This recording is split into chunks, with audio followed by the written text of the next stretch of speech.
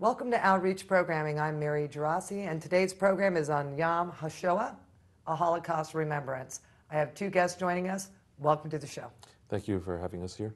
On my left, I have Mark Weitzman with the Simon Wiesenthal Center. Did I say your name right? Close. What is it? Weitzman. Weitzman. I Think knew I of was going to get that W-H-I-T. wrong. I apologize. That's okay. And we have Shelley Mizrahi. Welcome, Shelley, from Thank the you. Florida Holocaust Museum That's right. in St. Petersburg, Florida. That's right. Lucky us, we have it right in our backyard. Well, let's get started. Yom HaShoah. To me, it's new. I haven't really heard a lot about it. Probably in the last 3 to 5 years, it's getting a lot more attention. Can you tell me about Yom HaShoah and how it came to the Florida Holocaust Museum and what you're doing in order to honor the Holocaust survivors and the memory of the Holocaust? Absolutely. Yom HaShoah was created back in 1980. It was passed by Congress as a National Day of Remembrance for Holocaust survivors. And we at the Florida Holocaust Museum have been celebrating it, or commemorating it is probably a better term, since inception of the museum. The museum started about 20 years ago out in Madeira Beach. It had some humble beginnings and moved 10 years ago to downtown St. Petersburg, where we commemorate it each year with our Holocaust survivors and with people from the community who want to come out. Yes, we did cover it last year. We'll show some video from that, and we'll have some coverage from this year's event. Very touching and poignant to know that there are survivors right here in our own backyard in St. Pete, Clearwater, Dunedin, and Sarasota. Tell me about how you draw the survivors into this ceremony. Well, we work with survivors all year long. Our survivors come out, they come out to speak to school children, they docent in the museum, they go out into the schools to speak to the children. So we work with them all year long, and so they're aware, many of them in our communities are aware that Yom HaShoah is coming up, and they usually attend either their local synagogue or temple, or they'll come to the museum to commemorate that special day. So we do work with them all year long, so they're aware that this is coming up. And let's bring Mark into the conversation. Mark, you came to this event. Why? How important is it, and what does the Simon Wiesenthal Center have to do with this organization? I know there's a lot. The Simon Wiesenthal Center is named after Simon Wiesenthal, who died last year at the age of 96.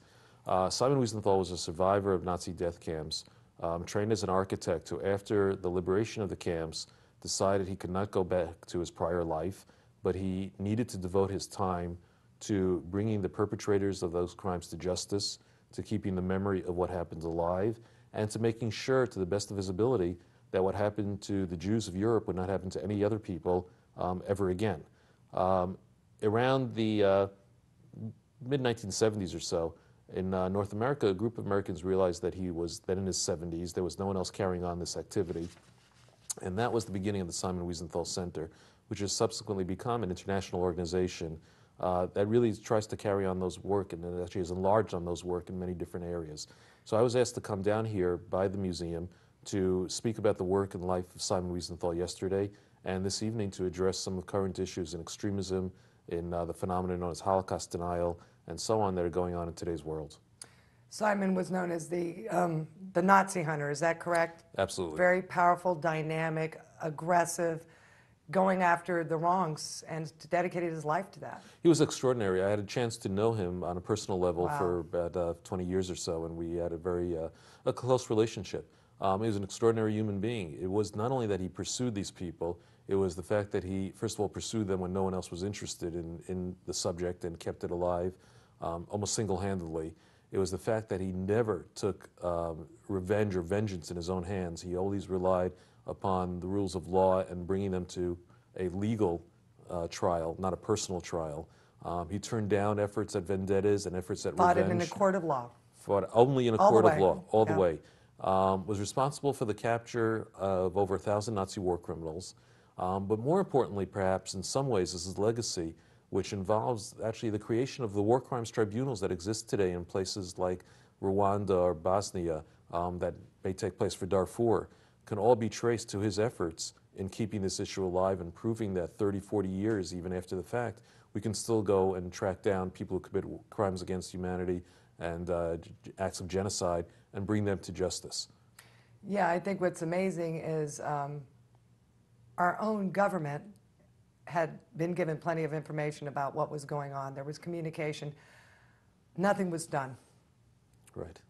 in our own country. We aren't doing anything in Darfur. We have a couple of actors over there that are trying to keep it highlighted, Tim Robbins and a couple of other people, Angelique Jolie's on the periphery of that. We're not doing anything about genocide in Bosnia, Rwanda, the whole thing. Oddly enough, on the eve of this celebration, genocide is taking place all over the world. And nobody seems to be interested in it. And Simon set the template, Right. He did set legal template of how we should deal with this. Is this part of your mission to get this It's information absolutely out? part of this of our mission. We actually had one of our senior staff went to Darfur over a year ago and traveled in there to get the information and to bring it back. We sponsored a conference 4 years ago, the first in the United States, on the issue of slavery in the Sudan, because this is absolutely a part of our mission. Genocide any place is wrong. And having experienced, not on a personal level obviously, but the historical experience of the Holocaust, of working to take the lessons and transmit them to other generations, means that you have to stand up whenever you see these acts of injustice any place. And that has become part of, I think, the mission of almost every institution and organization that deals with the Holocaust. And speaking of that, least we forget. Anybody who's ever heard anything on the Holocaust knows that's a mantra that needs to be put out there. That's right. How do you educate children? What happens when you go with a survivor who actually has a tattoo? Seeing a tattoo, I've seen them. I'm getting goosebumps just thinking about it right now. Seeing somebody branded, even as a child, with the number burnt into their wrist, seeing that alone is mind-altering. How do you make sure we don't forget? And what's the receptivity like? I mean, children today, are they getting the message? Do they understand what's being said? Well, we have a very unique education program at the Florida Holocaust Museum. We're one of several states that's mandated here in Florida to teach Holocaust education. So having said that, we have a very sophisticated education program whereby we use trunks, and we fill the trunks with age-appropriate materials. Those trunks are sent out not just to school children and teachers throughout Florida, but throughout the entire United States. It's free. It's filled with videos, again, all age-appropriate. So we are teaching how to be good citizens and how not to bully to children who are in kindergarten, first, second, third grade. In fifth grade, we start to get into Anne Frank and the Holocaust and Holocaust education, and then we talk about human rights and genocide as we do in the Holocaust Museum. As Mark referred to in other museums, you can't go far without referring to modern-day genocide. We teach that to children in the older grades in senior high school. So we start with the trunk program because not everybody obviously can get to St. Petersburg, although we have children who travel from Miami and from North Florida and from the Panhandle to come down here. Sometimes those schools can't get there, so we can get to them. But when they can come in, we have wonderful docents who lead them through an amazing exhibit on the first floor, which is our permanent exhibit. And it's done very, very tastefully. It does not have the kind of images that people often equate to the Holocaust when they think about it. We do have an original boxcar that we do know has been authenticated to have transported people during the Holocaust. A young girl's ring was found in the boxcar. So the children can come in and they can learn from the docents. They also have an opportunity to learn from survivors as well. We do have student awareness days, which happen twice a year, where children come in and they sit and they speak with survivors and they spend the day and they actually learn and they talk about what they can do so they can stand up and speak out so that these things never happen again, and so that Simon's work is, not for anything that we can continue to make sure that our children learn. I just want to make sure that if somebody is interested in bringing their children or having a school come, how do we get in touch with you? They can call the museum. They can arrange. We have a tour trunk manager. They can ask for her. They can arrange a trunk to be sent. And you can be someone who's homeschooling children. We send the trunks again all over. Even to homeschoolers? Absolutely. We'll have that information for you. That's amazing. Or they can come in and arrange a tour. So whichever way, if they call the tour trunk manager, she can set them in the right direction in the museum. Thank you for that. You're welcome. And how does a museum like this keep your mission alive? I think that what the museum serves and other museums like that are a very important function. They are embedded in local communities. They represent the voice of the community. They transmit the message to the community. They're always there for the community to reach out to or to reach out into the community. International organizations such as ourselves have different missions and different agendas, and sometimes that are broader or larger in some ways. But the interaction on the grassroots level between the local institutions, such as the Florida Holocaust Museum, and the local community, is really extraordinarily important, because that's where the future is on the grassroots educational level. And we see that. We see now that there are countries in Europe, 24 countries in Europe have created, including the United States, I shouldn't say only in Europe, the International Task Force on Holocaust Education, where they are now mandated by their governments to begin to teach about the Holocaust on a very basic level all the way up to graduate school level. And these are the places where the Holocaust itself took place, such as Croatia or Hungary or Romania or Poland or so on and so forth. This was something that would never have been conceived of even 10 years ago, and yet now these countries are involved on the grassroots level as well. So it's the same principle, that to reach the future, the audience, the actors that will shape the world in the future, meaning the younger generations today, it has to be involved on a very direct grassroots level. Shelley, do you run across anybody who unfortunately has experienced our Southern legacy of anti-Semitism? It was pretty big in the South, as well as anti-black, anti-women, anti-gay. I mean, we have that legacy in our own state. Does any of that come into play? Are there people who remember not being able to go to public pools, not be able to go to certain restaurants, couldn't join a golf club, couldn't buy a certain product? Absolutely. Oh, and we do have people in this area that are part of our museum that do remember those things, but oftentimes most of the people that we deal with are survivors that, and they go back, right back 60 years ago to the Holocaust.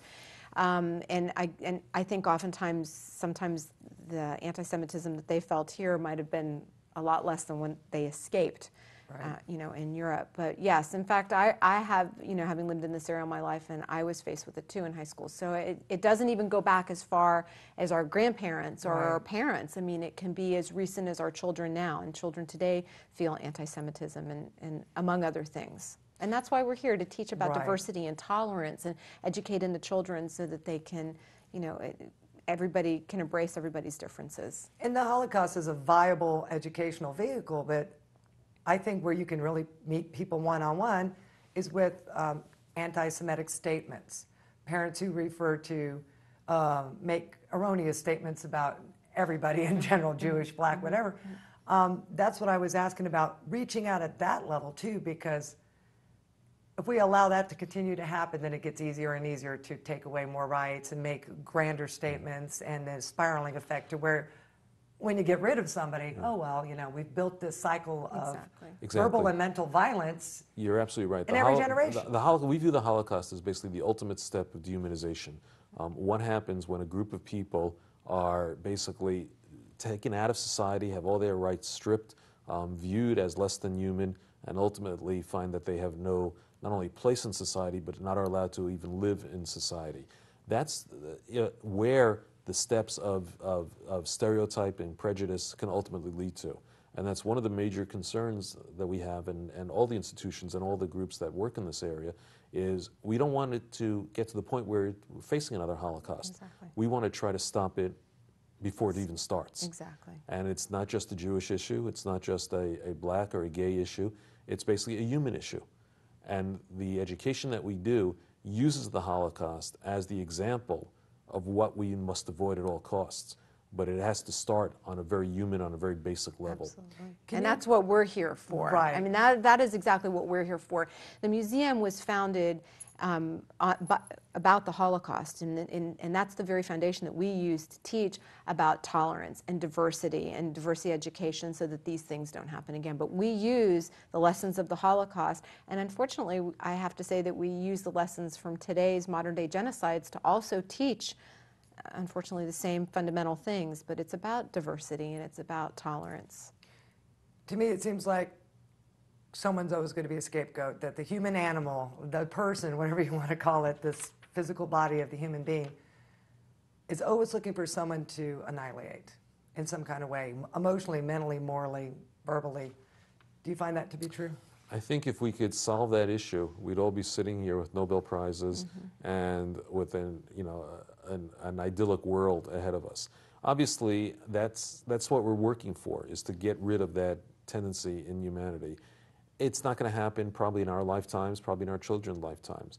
But if we can diminish it, if we can lessen it, if we can make the odds of something like the Holocaust repeating itself less. One of Simon's goals, Wiesenthal's goals, was to put a fear in the hearts of people who may be thinking that one day they're in the position to commit a crime of genocide or whatever, and then they stop and think, and as he used to say, think to themselves that 40, 50 years later, a little old Jewish man is still pursuing them, and they can't rest in their beds at night because of what they did.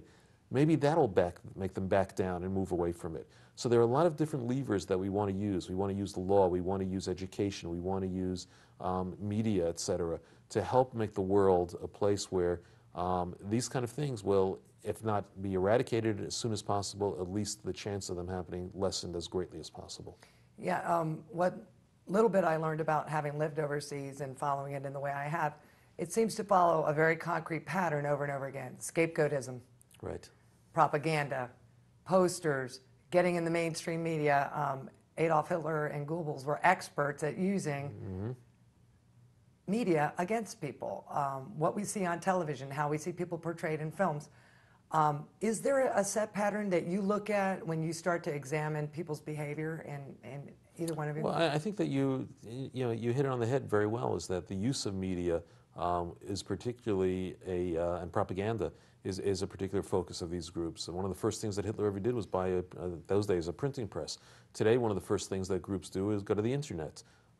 There they can reach millions of people around the world in an incredibly free and open environment.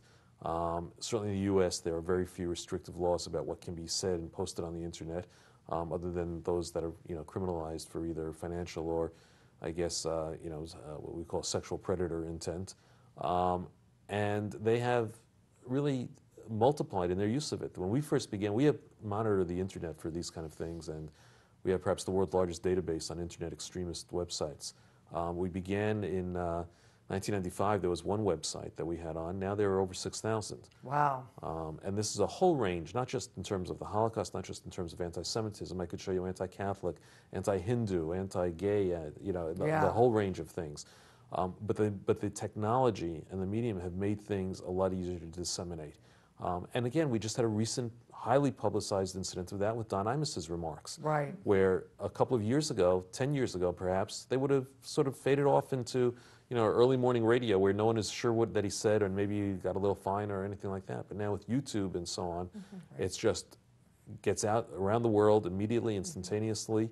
And in this case, it resulted in a lot of education and the downfall of the person who said those remarks. But in other cases, it can be used for propaganda to perpetuate those kind of images. Yeah, there was the infamous Hymietown Right. reference, and Hyme being a derogatory term for Jews. Absolutely. And they got literally no attention at all. It was a bit of a flashpoint at one point, but the person not- who said it was certainly not able at to this move level, again. was able to move beyond it, and it didn't harm. Which all of Moving these things should beyond. be addressed equally at the same level. I don't, they're all horrible and Exactly. should not be said. None of Exactly. this should be said about anybody. And that's ever. one of the things I think that we also need to teach better, is that public discourse, the language that we use in public, let alone what you say in private, but certainly in public, has become a lot harsher, a lot more corrosive Right. in the past few years. And if there's one thing that may be good out of the whole Imus controversy, maybe some people will begin to pull back from that kind of shock language and the attempt to use these kind of images for cheap laughs, so to speak. Yeah, to me, if you say it about the black population, you're going to say it about the women and the gays and the Jews, and it just is a slippery slope. I mean, Absolutely. anybody who would have chosen to even say that, I can't imagine them liking too many people. No, I and too think- many differences in people. Well, I also think that for some people, what has happened is that there's been sort of a disassociation where the reality is, and by all accounts, and I don't know Don Imus at all personally or anything I don't like that, either. the reality is, from everything I've heard, is that he seems to be a genuinely decent human being who's done a lot of charitable work, etc. But he never thought of the consequences of using that kind of language because it was part of his entertainment persona. So but it's also not the shtick- first time he's used Right, I was this gonna say, in reference. exactly. 60 Minutes busted him by referring used to somebody as and- the N-word that was right. one of his staffers. So. And I think he's used it in a lot of terms for a lot of different people, and I think that he thought he could get away with it because Right. there was a disassociation between the public persona and the language that he used for his entertainment routine, and between what he did on a private level, on a personal level. And I think too many people sort of begin to disassociate themselves and sort of divide themselves into two. And that actually, by the way, is one of the things that happened in the Nazis. I mean, I'm carrying it way to an extreme. I'm not Right. comparing Don Imus to But that's the anything like slippery that, but slope, dehumanizing. Right. It happened with African slaves in America. exactly. As soon as you dehumanize, you come up with names, you use them as scapegoats, you start to verbal abuse and attacks and just disintegrating and taking away and demoralizing and dehumanizing. Hey, it's easy to kill him. Right. Hey, he's just a worthless, shiftless, blah, blah, blah, or she's a blah, blah, blah, or it's a blah, blah, blah. And then killing him is just okay after that. You know, you kind of have a lifetime of desensitization towards human beings, religious personas, Muslims. In this country, Exactly. Muslims are next. They're scared because they have become dehumanized and demoralized to a certain degree after 9/11, and it's that slippery slope all over again. Lots Someone of names, asked- lots of jokes, lots of demoralization. Someone asked Dehumanization. one of the Nazi doctors who had taken the Hippocratic Oath of saving life, preserving life, was a wonderful husband, etc., how he could do what he did in the camps. He worked in one of the death camps, and then go back to his professional and private, morally immaculate life. And he said it's very easy because I see the Jews as the gangrene of society. Right. And when you have gangrene, you cut it out. Once you start viewing, exactly as you said, once you start viewing people as a disease, as something to be cut out or Less than, eradicated, yeah. less than in any way, and that's that slippery slope that you were referring to, then you run the risk of deciding that you have the right to decide who lives and who dies in that case. Shelley, how do you help combat that? I mean, if you hear, when you talk to children, have you actually been out there with it? I don't know if you're part of that process. Yes, How do I've they heard stories about How that. do yes. they respond to to the Holocaust? It's How do they feel about Jews in general? Do they have any information? Do they know what Jews are? I mean, this is a big topic for a 3, 4, 5, 6, 7, 8, 12, 15-year-old. Right.